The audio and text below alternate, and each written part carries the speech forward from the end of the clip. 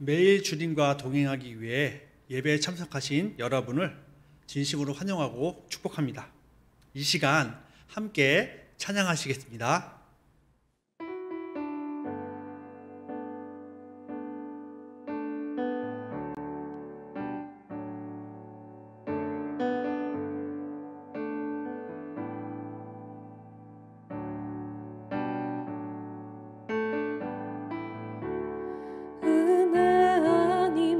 살아갈 수가 없네.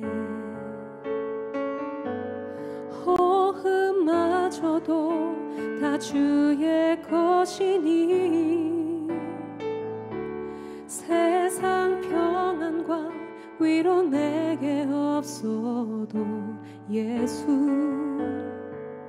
오직 예수뿐이네.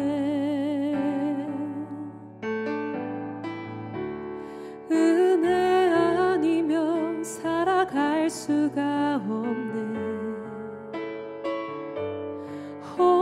호흡마저도 다 주의 것이니 세상 평안과 위로 내게 없어도 예수, 오직 예수뿐이네.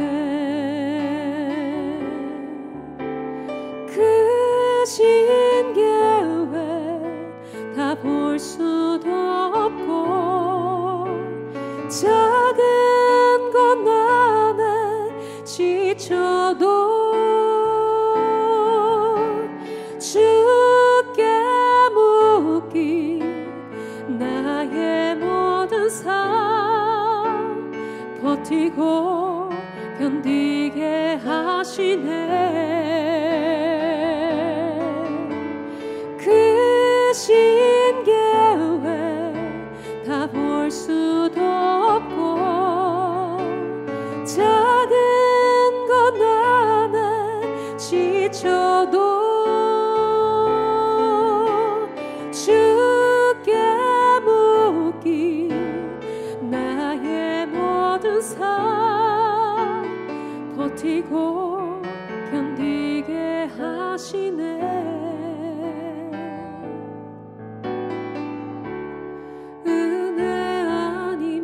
살아갈 수가 없네.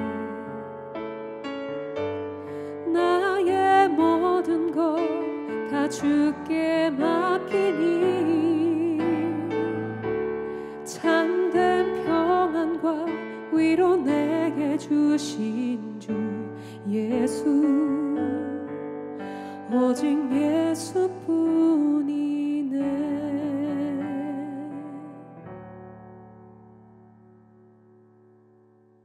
모두 함께 공동의 기도 제목을 가지고 함께 기도하겠습니다.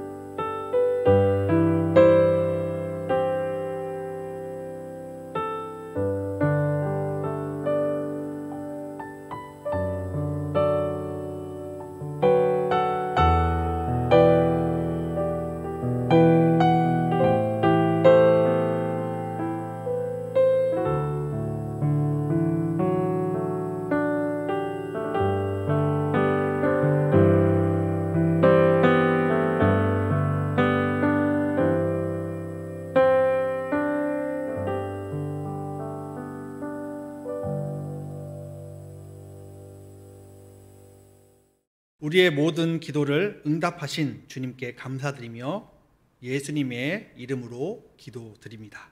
아멘. 오늘 우리에게 주시는 말씀은 요한복음 8장 21절부터 31절까지이지만 오늘은 21절에서 24절까지만 읽도록 하겠습니다. 다시 이르시되 내가 가리니 너희가 나를 찾다가 너희 죄 가운데 죽겠고 내가 가는 곳에는 너희가 오지 못하리라. 유대인들이 이르되 그가 말하기를 내가 가는 곳에는 너희가 오지 못하리라 하니 그가 자결하려는가? 예수께서 이르시되 너희는 아래에서 났고 나는 위에서 났으며 너희는 이 세상에 속하였고 나는 이 세상에 속하지 아니하였느니라. 그러므로 내가 너희에게 말하기를 너희 죄 가운데서 죽으리라 하였노라. 너희가 만일 내가 그인 줄 믿지 아니하면 너희 죄 가운데서 죽으리라. 아멘. 오늘 본문의 배경은 예루살렘 안에 있는 예루살렘 성전입니다. 예수님은 그 장소에서 자신이 세상을 비추는 빛이라 말씀하셨습니다. 그리고 그분을 따르는 자는 생명의 빛을 얻으리라 이렇게 선언하셨습니다. 하지만 유대인들은 이를 믿지 않고 또 이 기회를 놓쳐버리고 말았습니다. 예수님은 그를 받아들이지 않는 그 유대인들을 향해서 이렇게 말씀하셨습니다. 21절입니다. 다시 이르시되 내가 가리니 너희가 나를 찾다가 너희 죄 가운데서 죽겠고 내가 가는 곳에는 너희가 오지 못하리라. 예수님이 어디를 간다고 말씀하셨습니다. 어디로 간다는 걸까요? 바로 그분이 오셨던 그곳, 바로 아버지께서 계신 그곳으로 간다는 것입니다. 그리고 그곳에 예수님을 공격하던 바리새인들 그리고 유대인들이 오지 못한다고 말씀하셨습니다. 예수님을 찾다가 죄 가운데서 죽는다 이렇게 선언하신 것입니다. 예수님은 유대인들이 왜 그를 찾게 될 것이라고 말씀하셨을까요? 바로 예수님이 그들이 그토록 찾았던 그 생명의 근원이시기 때문입니다. 눈앞에 보고도 보지 못하는 것이죠. 당시 유대인들은요, 큰 착각 속에 살고 있었습니다. 자신들이 혈통으로 아브라함의 후손이기 때문에 자신들의 구원은 자동적으로 이루어질 것이다. 저 이방인들은 우리들을 위한 지옥의 불쏘시개 드리고 우리들은 구원이 당연한 것이다. 이렇게 착각 속에 살고 있었습니다. 천국을 당연하게 가는 곳이라고 여겼습니다. 하지만 실상은 그렇지 않았습니다. 하나님이 그들에게 주시는 그 율법을 온전히 지켜야 구원을 얻을 수 있는데 그들은요, 그것은 전혀 생각하지도 않고 오로지 하나님의 그 약속만 생각하면서 그렇게 착각 속에 살았습니다. 그리고 그들은요, 그들에게 하나님께서 주신 그 율법을 자신들보다 못한 그 죄인들과 자신들을 구분하는 그런 도구로 사용하였습니다. 하나님이 율법을 주신 참뜻은요, 하나님의 공의와 사랑을 세상에 너희가 드러내라, 이렇게 너네가 그렇게 드러내며 살아라, 이렇게 그런 목적을 위해서 주신 것인데 그들은 그렇게 하지 않았죠. 예수님은요, 예전에 한 율법사와의 대화를 통해서 아마 이 오늘 요한복음 본문 이후에 나오겠죠? 네, 통해서 그 율법의 선지자, 율법과 선지자가 말씀하시는 것이 바로 하나님을 사랑하고 이웃을 사랑하실 것이라, 그것이 큰 강령이다, 이렇게 말씀하셨죠. 그러나 그들은요, 하나님과는 전혀 관계가 없는 자신들의 만족만을 위한 그러한 신앙생활을 하면서 살았습니다. 예수님을 믿다 보면은 이런 자기 만족에 빠진 신앙생활을 할 수가 있습니다. 겉으로 볼 때는 진짜 신앙인과 그렇게 구분이 되지 않습니다. 달라보지 않습니다. 나의 신앙의 행위가 나의 구원을 보장해 줄 수 있을 것이라 착각에 빠져 있는 신앙생활, 이러한 신앙생활은요 결코 구원을 보장해 주지 않습니다. 사도 바울은요 이러한 자기 열심을 믿는 그런 자들에게 이렇게 경고하고 있습니다. 로마서 3장 20절 말씀입니다. 그러므로 율법의 행위로 그 앞에 의롭다 하심을 얻을 육체가 하나도 없나니. 우리가 의로워야 구원을 얻는데 그럼 우리의 진짜 구원은 어디서 올까요? 오늘 예수님께서 말씀하신 생명의 빛이신 예수님을 따라 사는 것은 어떤 의미일까요? 그 해답은 바로 예수님께 있습니다. 예수님은 분명 자신은 아버지가 계신 곳으로 간다고 말씀하셨습니다. 이것을 다시 말하면 그분은 그 아버지께로 가는 그 방법을 알고 계신다는 뜻입니다. 오늘 본문에서는 그 생명의 빛을 얻는 조건, 즉 예수님과 같이 아버지께로 돌아갈 수 있는 그 조건이 나옵니다. 먼저 위에서 난 자가, 즉 영의 사람이 되어야 한다는 것입니다. 23절 말씀입니다. 예수께서 이르시되 너희는 아래에서 났고 나는 위에서 났으며. 예수님은 유대인들이 아래에서 났다고 말씀하십니다. 아래에서 났다는 것은 무슨 의미일까요? 바로 육체를 가지고 태어나며 죄 아래서 태어났다는 것입니다. 아담의 범죄로 말미암아서 모든 사람은요 죄 아래서 태어날 수밖에 없습니다. 아무리 노력해도 그 자신의 처지에서 벗어날 수가 없습니다. 그리고 죄 아래서 태어났기 때문에 우리는 죽고 또 반드시 심판을 받게 됩니다. 그런데 예수님은요 다른 이들과 달랐습니다. 그분은 죄 아래서 태어나지 않으셨습니다. 그분에게 죄는 아무런 영향을 주지 못했습니다. 그래서 그분은 죄 아래서 태어나지 않았기 때문에 심판도 받지 않으셨습니다. 그분은 스스로 그분이 오신 곳으로 가실 수 있는 분이셨습니다. 그럼 우리가 예수님처럼 그곳에 가려면 어떻게 해야 될까요? 다시 태어나야 합니다. 니고데모와 예수님과의 대화에서는 예수님이 이렇게 말씀하셨습니다. 사람이 물과 성령으로 나지 아니하면 하나님의 나라에 들어갈 수 없느니라. 바로 물과 성령으로 다시 태어나야 한다는 것입니다. 그럼 우리가 어떻게 물과 성령으로 다시 태어날까요? 우리가 잘 알고 있는 요한복음 3장 16절 말씀 함께 읽겠습니다.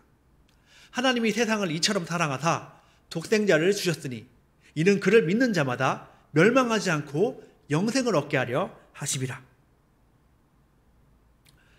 우리가 예수님을 진짜로 믿는 그때 우리는 다시 태어납니다. 우리의 죽었던 영이 다시 살아나고 그 영에 하나님의 성령이 찾아오셔서 우리를 인도하십니다. 그렇게 인도함을 받는 삶을 살게 됩니다. 그리고 둘째로 우리는 세상에 속하지 않아야 합니다. 23절 말씀입니다. 너희는 이 세상에 속하였고 나는 이 세상에 속하지 아니하였느니라. 예수님은 이 세상에 속하지 아니하셨다고 말씀하십니다. 이 세상은 어떤 것일까요? 육체를 따라 죄를 지으며 살아가는 사람들이 자기 뜻대로 살아가는 곳입니다. 바로 그들이 왕이 되어서 살아가는 곳입니다. 그리고 자기 뜻대로 사는 삶, 자신이 왕이 된 삶은 하나님께서 가증히 여기는 삶입니다. 그리고 그러한 사람들이 사는 세상은 진짜 왕을 싫어합니다. 세상에 속한 사람은요, 태생적으로 하나님을 대적할 수밖에 없습니다. 하나님을 대적하는 삶은요, 세상의 종말이 찾아왔을 때 심판을 받을 수밖에 없습니다.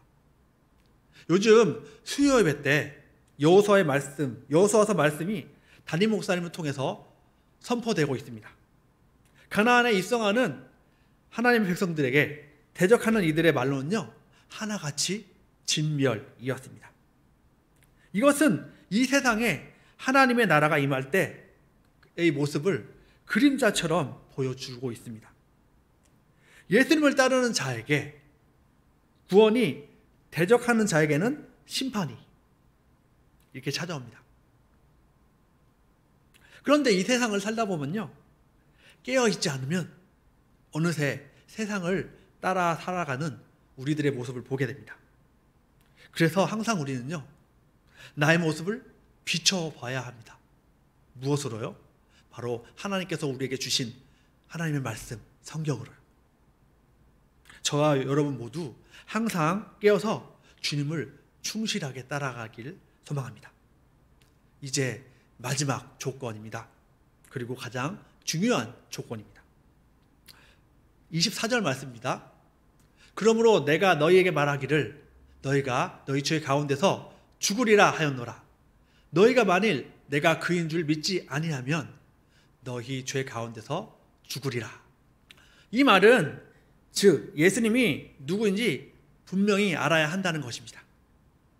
예수님은 내가 그라고 말씀하셨습니다. 이 표현은 모세가 하나님을 호렙산에서 처음 만났을 그때 모세가 그분의 이름을 물어봤을 때 나왔던 표현입니다. 그 동일한 표현입니다. 즉 이스라엘 하나님 여호와, 예수님은 자신을 이 세상을 만드신 창조주 하나님이라고 말씀하신 것입니다. 내가 너희들의 주인이라고 선언하신 것입니다. 사랑하는 성도 여러분, 여러분의 삶의 주인은 누구입니까? 주인이 바뀌지 않는 삶에는 그런 사람은 영생을 얻을 수가 없습니다.